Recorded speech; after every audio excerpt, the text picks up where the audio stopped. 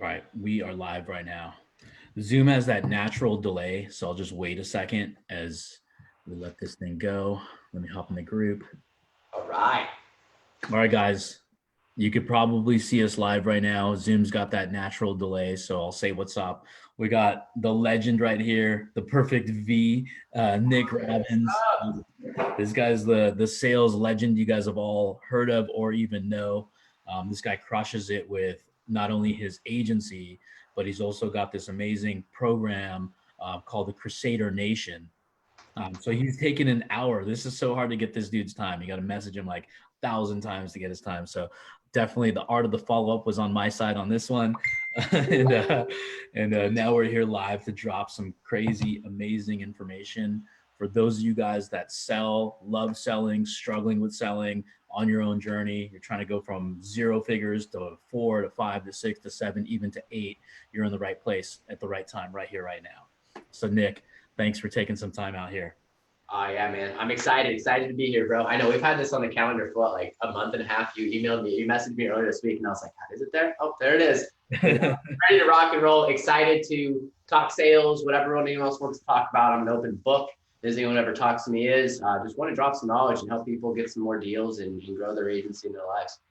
Yeah, so pay attention here. If you guys are serious about getting more clients and sales, take some notes. There'll be some knowledge coming up. But before we do that, I just want to get everything super personable because everybody starts from somewhere. Sales isn't something that you're just a natural born salesperson. Those naturals may have had like parents or around people that speak really well, so they may have started earlier, but everything's really a learned behavior. So with that being said, Nick, like where are you right now in your agency, in your MMR or MRR?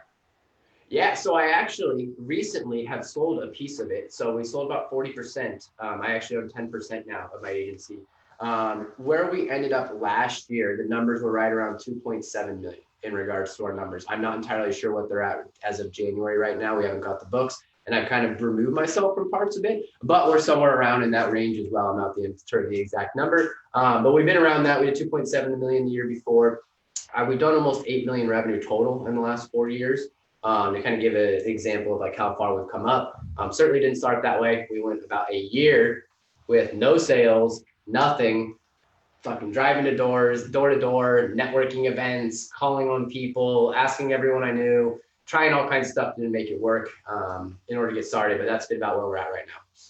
Cool. I'm glad you mentioned that. So you started off with 1 year of zero sales. So that's important to kind of document because not everybody comes out the gates because today's world, it seems like it's like rainbows out there and puppies, but it's really not that way. Like it takes a little bit of patience because I mean, I know I have a couple of people in one of my groups where it's just like they're super frustrated after 3 weeks. I'm like, guys, it's been 3 fucking weeks. You're never going to get anything after 3 weeks.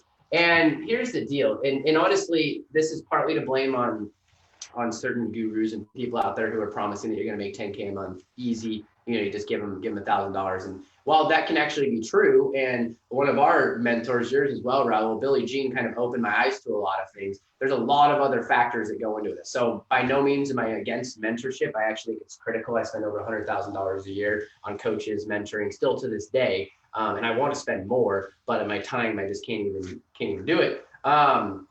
But it's all about following a process and just not giving up. It's very difficult. Everyone comes in at different situations. Some of the people who come in might have had previous sales experience, like you had said. They might have had previous business experience. Like if you're completely fresh, raw, you've never sold anything to anyone, you've never owned a business, you've never done this, yeah, it's going to take a little bit, but that's okay. You have to start somewhere and you have to just never give up and believe that you can get to those results. Because what's great is it is possible.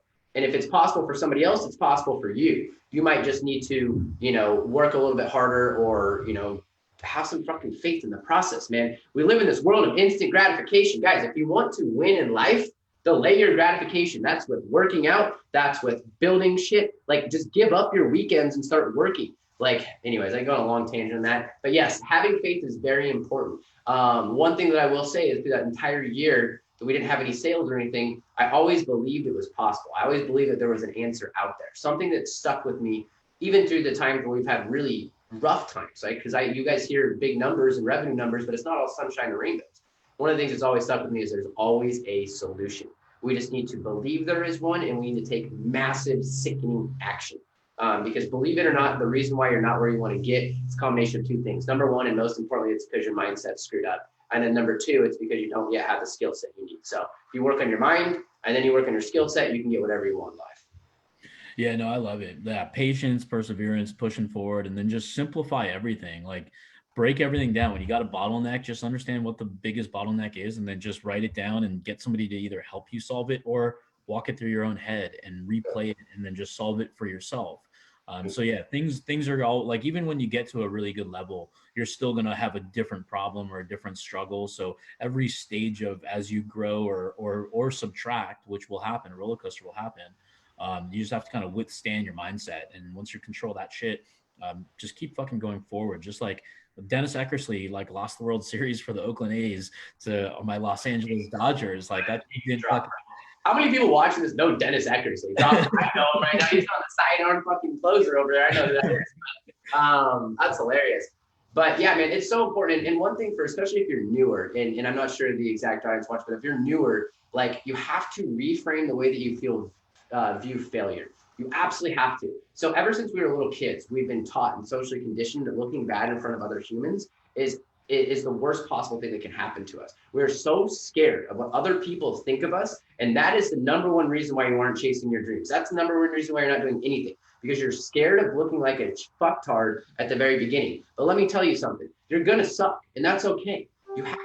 At least you're out there trying and getting things done. And you have to view failure as feedback from the environment, not that you are a failure. Okay, there's a big difference between those two. You are not a failure if you failed in one situation. And really all failure is valuable feedback. I want to fail as quickly as possible, as often as possible, as fast as possible. Because then I just get the data from the environment. Okay, what happened? How do I switch it up and go try something new? I mean, life's really pretty simple. You try something, it either works or it doesn't. If it works, you do more of it. If it doesn't work, you see why it didn't work. You try something new and you just keep going.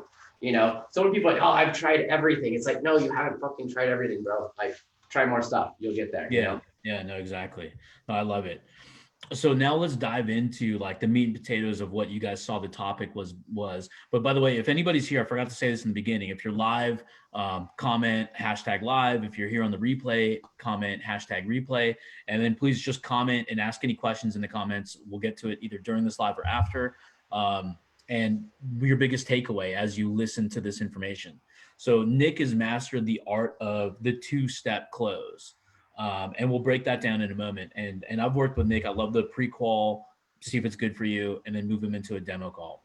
That may be the fast forward version, but I'll let you kind of take away of how you've kind of distilled it down to an art and a science, and then taken that knowledge and shared it with other people.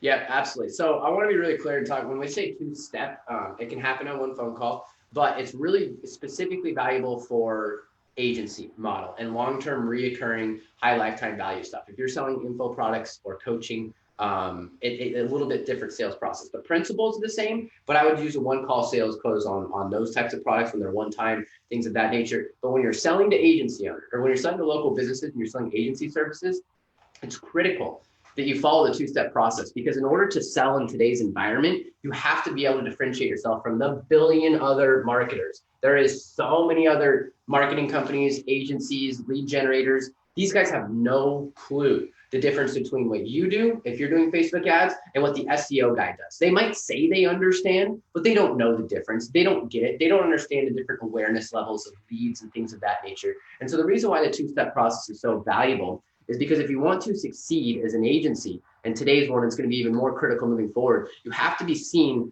as someone who has authority and almost like a consultant. Because, and the way you do that is you ask them questions and you really learn a lot about them on the qualifying call, and you ask them tough questions that get them to realize that you know your shit. And so let me give you an example, right? Most people might ask, what's your current marketing strategy? How many leads do you want? Great, what's that look like? Done.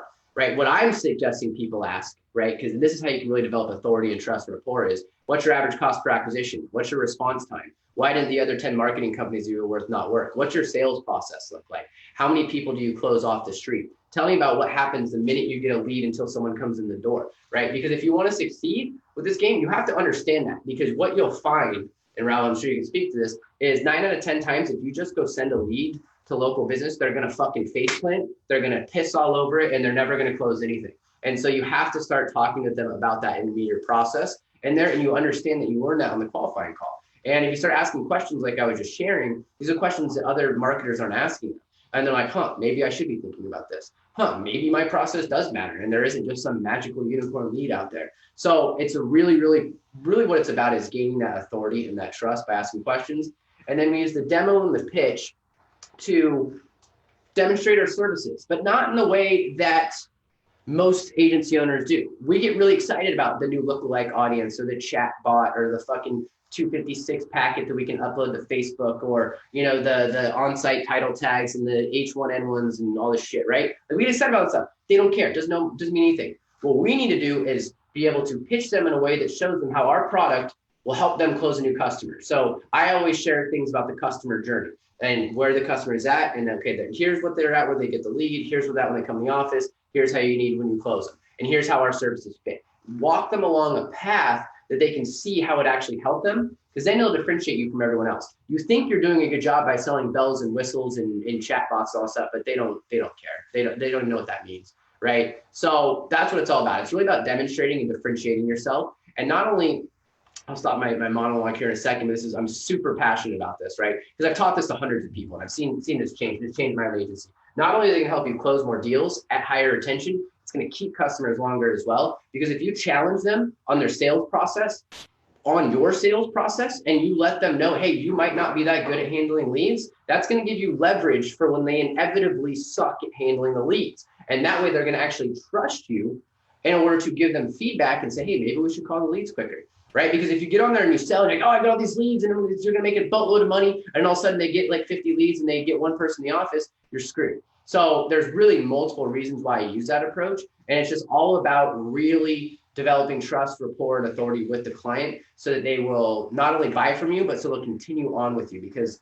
I'm all about the long-term retention. The reason why we're in the agency business is so we can build a long-term retention model. So that was a lot, I know, but it's something that's super critical. No, I'm glad. That was precise information. So that, like, a lot of people will take a lot of value from that right away in that short period of time. But I wanted to talk about like what a lot of people do. They bore people. You brought up the features that are actually being conducted, like SEO has like title tag, keyword research, all that bullshit. And then you have like chat bots and sequences and broadcasts versus growth tools. Like that terminology, number one, like when you're telling that to a customer, they don't know what the fuck that means. So the easiest thing they can do is start multitasking and shut off and start being distracted from you. But when you're speaking their simple language, their brain is still aware. They're still paying attention. They're attentive. And they're trying to get that, like, they want the same goal you want them to have. But once you start confusing them, you just put them to fucking sleep. And let me tell you why that happens. So, and this is going to get a little bit into neuroscience. So I develop everything based off of like really studying the human mind and the brain. It's actually become my passion and where my new endeavors are focused. When we're talking to prospects and individuals, the human brain is designed to do two things. Number one, evolutionary, survive. And number two, conserve energy. So if what you're talking about is not directly related for them to easily understand, hey, this is going to help me survive or conserve energy, they're going to tune you out. They might say, yeah, I get it. Yeah, I totally get that. I'll get back to you. Especially when you really learn a lot about them. I develop everything based off of like really. If you go through an entire pitch and they say, send me some more information, it's because your pitch sucks. I'm just telling you that right now. So what I'm getting at and what I like to have people do on the pitch deck is really explain again how it's going to get them a new customer. Not talk about growth tools or this, but it's like, hey, your customer's thinking this right now, and now they're going to be thinking this, and here they are in the buyer's journey. Because it's very easy for the prospect to be like, in order for me to survive, I have to close new customers. I understand that. But if we start talking about the new JSON or mini chat updates, they're not going to understand a damn thing. Even though we think we're doing cool with it, they don't care. They might say that they understand, but they don't understand. They don't get it. I don't even show them anything Facebook. There's one slide that I ever talk about Facebook ads in the entire pitch. And the only reason I do that is so I can throw rocks at other Facebook ads companies, right? And so it's super critical. Remember that the human brain is only designed to do two things, survive and conserve energy. That's it. And so you need to be able to tie your product to that, or else they're just going to tune you out, like you said. Right. So now let me go back to like what you're offering. So you've productized the offer that you're doing for high ticket, done for you retainer services, right? Yeah. Cool. So like, can you talk about the pricing models that you have? Yeah, absolutely. So one, I recommend everybody productize their service. We saw an immediate increase in closing rate just by calling my package of offering patients on demand. It wasn't just you're going to get Facebook ads and then you're going to get an online calendar and then you're going to get text messages. It's like, no, this is the whole stack. Here's what it's called. It's called Patients on Demand 2.0. Our sales shot through the roof, right? So everything I do is just name it something, honestly, and it will really make it better and productize your service. If you are starting, this is where I made a big mistake for the first year, right? If you're starting an agency and you're offering like 9 different things, like, oh, I'll do email marketing or SEO or SEM or Facebook ads or Google ads or this and that, you don't know shit. One offer, one service, one market, one solution, and just run with that. Okay, because that's how you scale. That's how you scale quickly. I promise you, that was the best decision we ever made. Okay, we took one ad and one landing page. We didn't even have calendars and online calendars or anything, to over $1 million a year. We did like 1.4 million with this, one ad, one landing page. And the niche was so specific. It was literally, okay, seriously, this is what we did. We had one ad. It was just one shitty ad with a stock photo, one shitty landing page. And it was targeting a certain type of doctor who worked with patients who had osteoarthritis of the knee. And the doctor was using an injection called hyaluronic acid. So that's all we worked with. Hyaluronic acid knee injection offices that service patients age 60 and above because they had to have Medicaid and Medicare for osteoarthritis of the knee. $1 million business, just that one thing alone. And the reason I discovered that, and this is something very valuable for all of you guys watching when it comes to choosing your niche, ask the real questions in your niche. Okay, so when I was doing my cold prospecting before we started running ads and all that type of stuff, I would reach out to offices that I knew were running hyaluronic acid injections, because I learned asking questions to one of our first doctors that this was a very valuable service. So I'm like, well, it's valuable for him and it's easy to cover with insurance. It's probably valuable for everybody. And so all my marketing was based around, I'm gonna get you more HA patients. And I start talking like that, who do you think is gonna win? The person who is already thinking about getting more hyaluronic acid patients, because that's a valuable patient for their office. And I email them and say, hey, I'm gonna get you more osteoarthritis than knee patients using hyaluronic acid. You think that, did you think they're gonna respond to my email? Or do you think they're gonna respond to the generic guy who's like, I'm gonna get you more chiropractic patients? Right? Because the chiropractors where we're doing our shit, what's going to work better? Or if you're reaching out to plumbing clients, are you, oh, I'll get you more plumbing jobs, or I'm going to get you hot water heater clients. That type of stuff makes such a big difference in your marketing and really understanding the niche. And there's so many big things about that. So how did you decide to, when did you niche down and why? Yeah, so honestly, it was we kind of fell into it. Us, like everyone else, was like, oh, we're going to go after chiropractors and do free trials. Yeah, back in 2016. By the way, don't go after chiropractors or dentists, guys. Just stop. And I realized after talking with one of them that they asked about that service. And because it was honestly just like, man, or not everybody, this guy's asking for this. So I started doing research on the service, because I was thinking at the time, I was like, okay, I know we want to only generate one type of patient. This sounds like it's better than, doing a $21 discount offer. Let's look into this. And I realized that the service was covered by Medicaid and Medicare. And then I'm like, well, shit, everybody wants this stuff. And then that's when I decided I'm just going to base all my prospecting around this. And I actually did, shout out to the OG Billy Jean, his old custom video prospecting method, where I would send these videos and I would literally say that I'm going to get you HA patients. And then it just took off from there. And we realized that it's so valuable to go after the same market and have the same offer, because you get better at sales. Your marketing is going to be better and easier. You're going to have much easier fulfillment process in the back end. And it kind of just took off. And then we got some great referral partners and we just kind of blew up from there. By the way, guys, it's not really a good offer anymore. Insurance got fucked on that side. So don't try and get it. In a couple of states, it is. Yeah. I want to try and do the same thing now. But there is hidden gems and opportunities in every niche. Mortgages. There's a million different types of mortgages. There's people who want VA refis. Okay, so let's go after that. There's certain jobs and customers that are better for everybody. And if you lead with that in your marketing, it's going to be huge, and it makes your job easier on the back end too. Yeah, I think a lot of people who don't have, like, let's say inbound leads, they're going out and reaching their customers. Now, once the customer is copacetic with listening and whatnot, that's when I kind of tell people, just turn it into a warm lead. And you can even ask them saying, do you mind if I present to you as if it was an inbound lead? You can even just change the cycle of the conversation by just asking permission. When you're going through all your pre-qual, the number one thing that I see people struggle with is making sure that they're pitching, but they can qualify budget. How early do you find out if they can afford you before you go to the second step? Third question. So first question is, what made you, or third part, right? First is stating the agenda of the phone call. why we're here. I got to learn about your business. I'm going to ask you a few questions. Sound good? Get that permission to ask questions up front, especially with cold prospects, or else you might sound like an order taker, especially if you're new and they're going to be like, wait a minute, I want to find out about you. You tell me what you do, right? If you don't get permission ahead of time, that's going to happen to you, and realize that if it happens to you, it's because you lost control of the call and you don't have certainty. And that's okay. And life's going to go on. Life's not over if you have somebody do that to you. It's going to happen. But so state the agenda. Second question is, what made you, reach out, or why are we on the call today? What are you looking to do? And then the third question, this is where we can really start qualifying, is what are you currently doing for marketing? That question gives you a whole host of information about the prospect. Are they spending money? Where have they spent money? Where are they frustrated? What do they hate? Do they hate other Facebook ads companies? Do they hate Google ads? Have they done newspaper in the past? Have they done TV, radio? If they've done TV, radio, newspaper, you already know they're the best prospect in the history of the world. And you can start to learn based on how they respond to that, how much they're spending on marketing without saying, what's your marketing budget? I think that's the worst question in the world, by the way. What's your marketing budget? Don't ever ask that. Right. Now, do you ever implement any kind of like psychological questions in the sense of like, where are you now in your business? What's your goal in your business? Where do you want to be? What's holding you back? Why not do it on your own? Absolutely. 100%.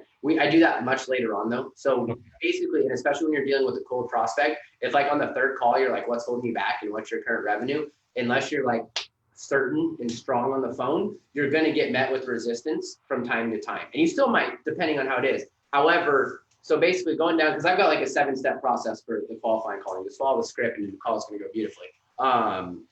Within reason, right? Not 100% of all calls go beautifully.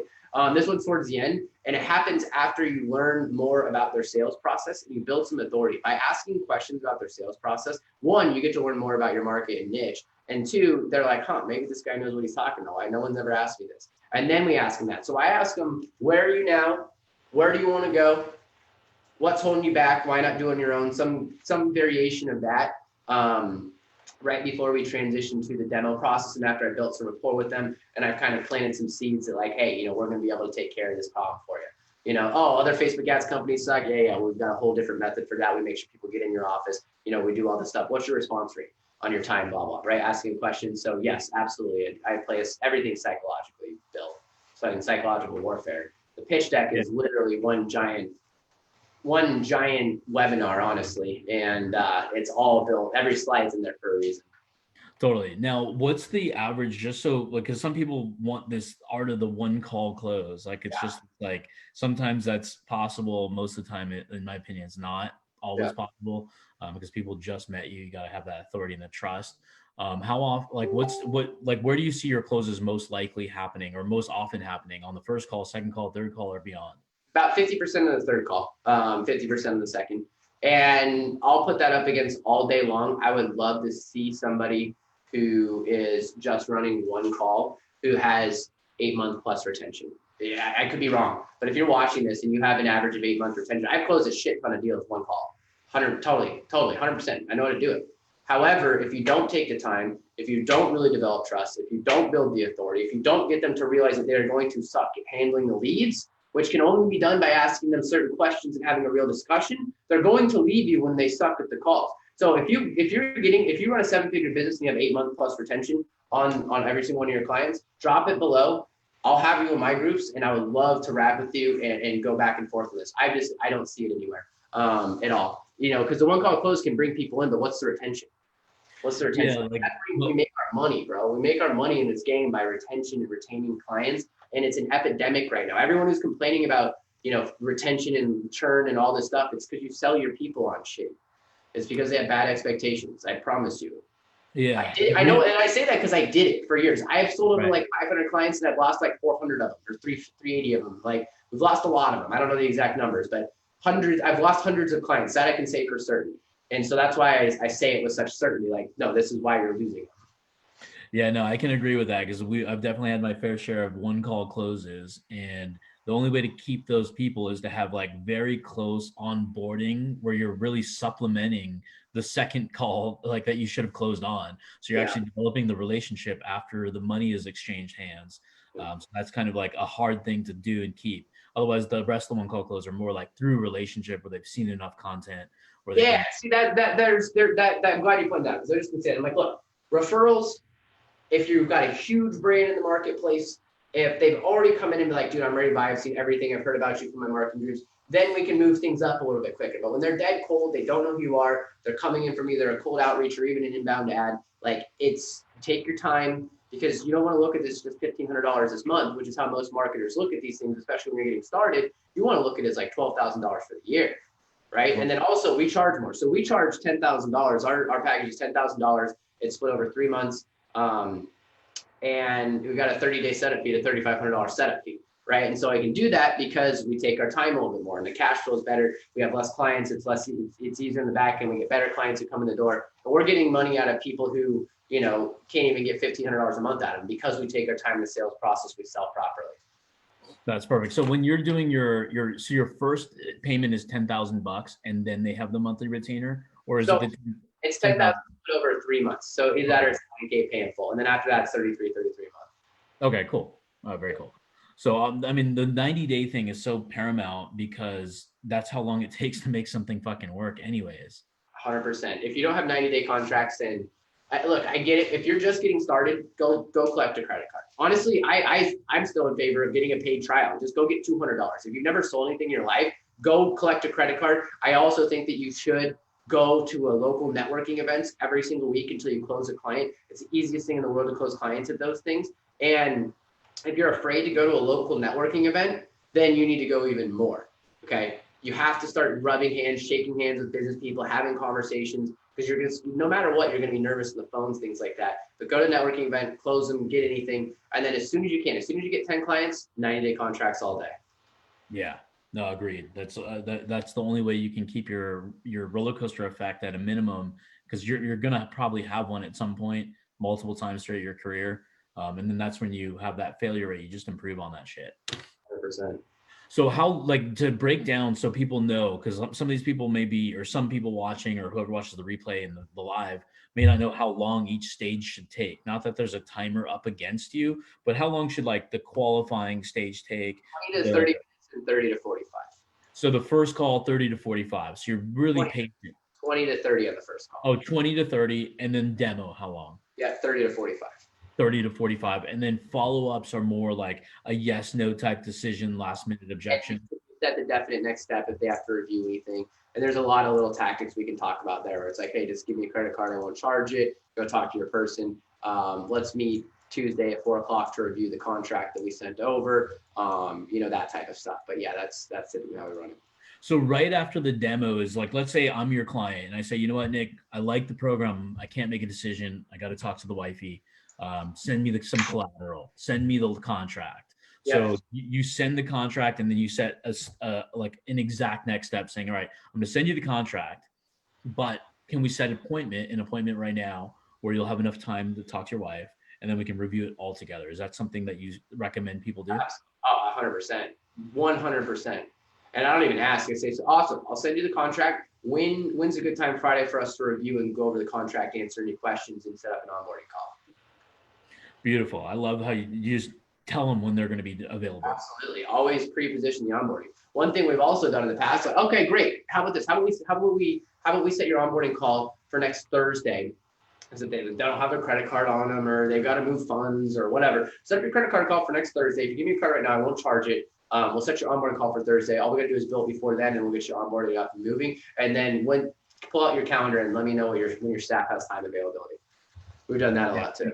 Yeah, that one's like a ninja trick. I mean, you said it so just quickly, like it meant nothing, but I use that too. Like I use a software called Basecamp for my clients. So whenever they're a verbal close with no credit card, I'll say, no problem.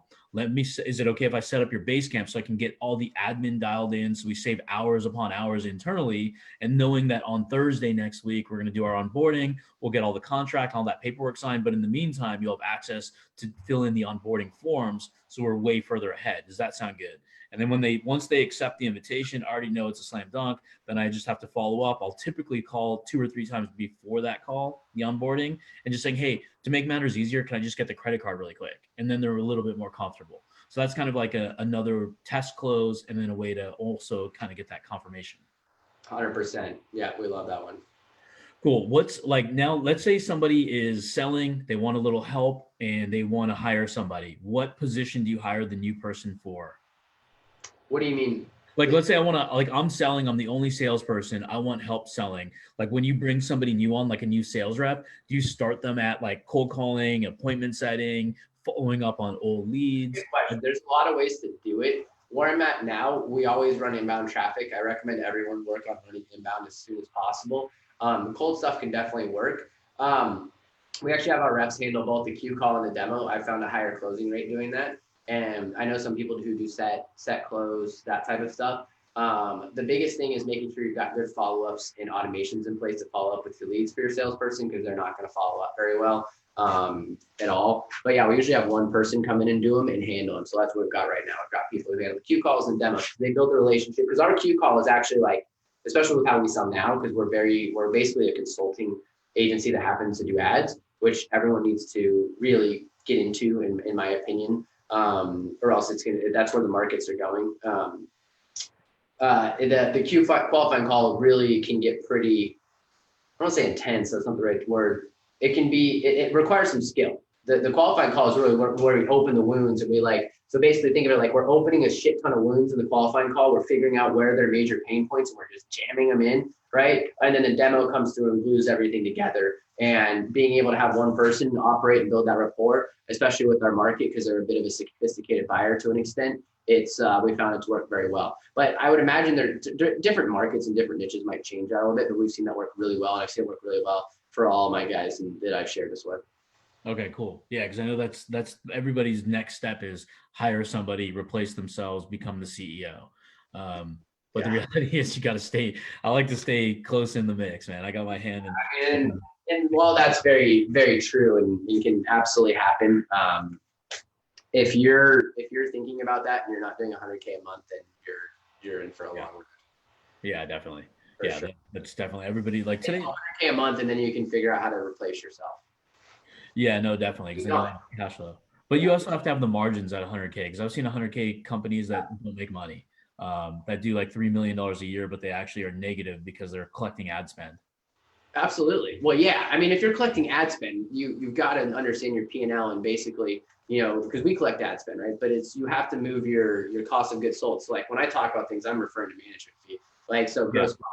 So we just have cost of goods sold at the very, very top of our P&L before anything else, before our actual real P&L. We've got cost of goods sold. It's the same thing you have to do if you're running e-com or anything else, right? And then you work everything based off of your gross profit number, and then you can get into labor and overhead and all the other types of stuff. So yeah, that's silly when people do that shit. No, but margins do matter, and there is ways where margins can get stuck, and taking on too much overhead can be a problem depending on how you scale and all that type of stuff.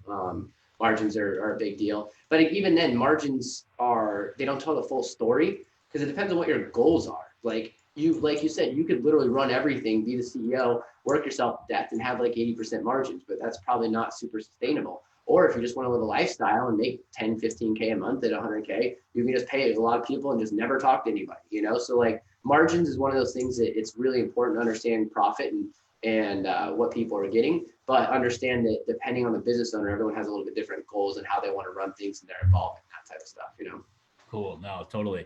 Now, like, I know we're getting to the end here, so I want to talk about softwares that people need.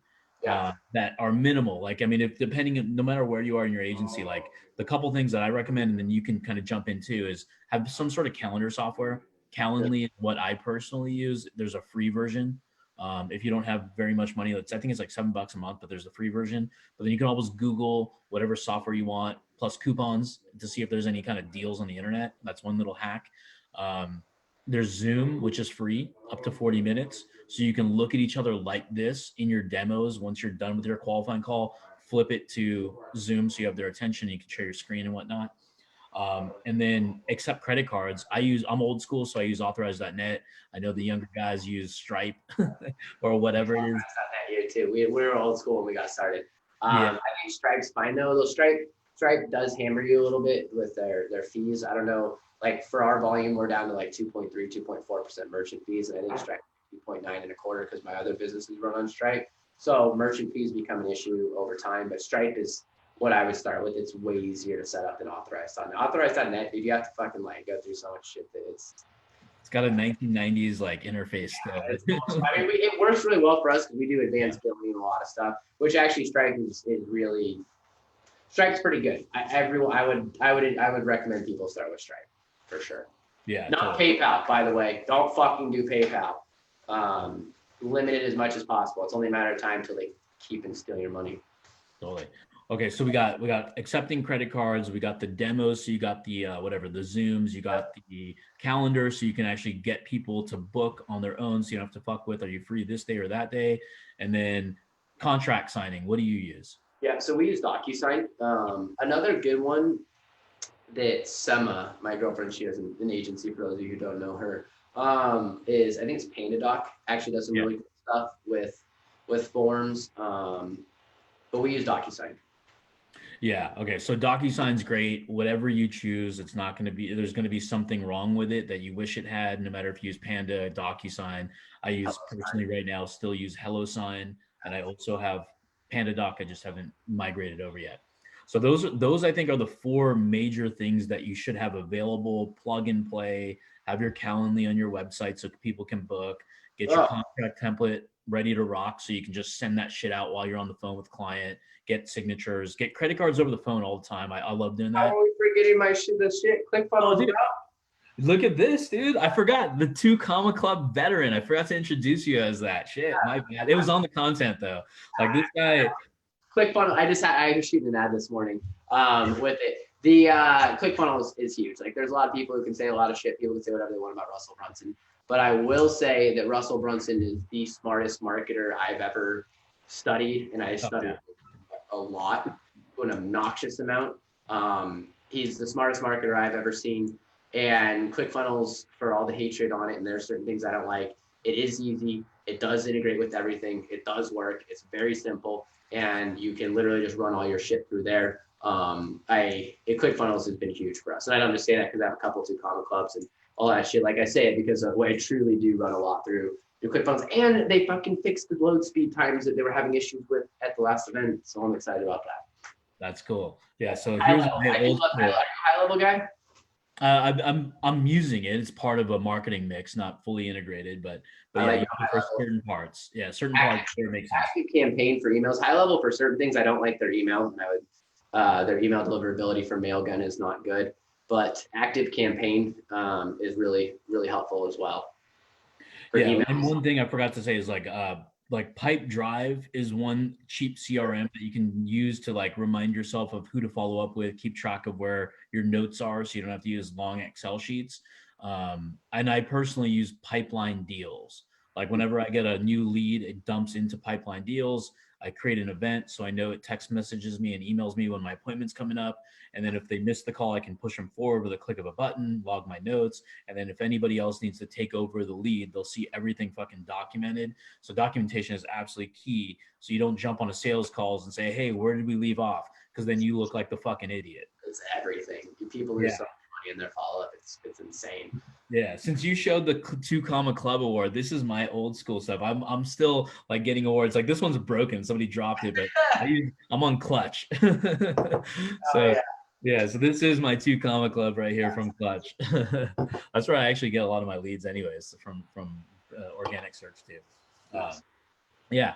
Well, anyways, hey, if anybody out there just came on late, say what's up in the comments. If you have any questions, dive through this. You can watch it in fast forward mode at like 1.5 speed so you can get through this thing as quickly as possible. Then pause on whatever Nick says because that's the fucking gold that we came here for. And any questions, just go right in the comments and one of us will get back to you. And with that being said, man, is there anything else you want to leave us with for anybody out there that needs help? Yeah, if anybody wants to do it, do it. Do it. Just make it rain. Don't give up after 3 weeks. It's very possible. I know I mentioned earlier there's a lot of other marketing agencies, but that's actually a good thing. More and more people are coming online, and if you know how to differentiate yourself, you can easily differentiate yourself and sell based against them. Because if everyone sucks and you suck just a little bit less, you do amazing work. So go out there, make it happen, push yourself to the max. I want you to look yourself in the eye. And if you're telling me you're doing everything you can possibly do to get clients, and you didn't make it work, okay. But chances are you're not you're not doing everything you possibly can to go get clients. So look yourself in the mirror every morning and say, I'm going to do everything I can today in order to move the needle forward and go collect credit cards. And don't waste your time feeling busy. If you're not getting money and you're not collecting cash, then you're not being productive if you're under 20, 50, under 50K a month, really 20K a month. But go out there and get some clients. It's all possible. Tag me if you have any questions. If you go to my profile, you can see I got a group too. I share a lot of good stuff in there in the Crusader Nation. But yeah, happy to be here, man. I appreciate having me on. Dude, thank you for your time, brother. You got it, man. We'll talk soon. All right, later. Later.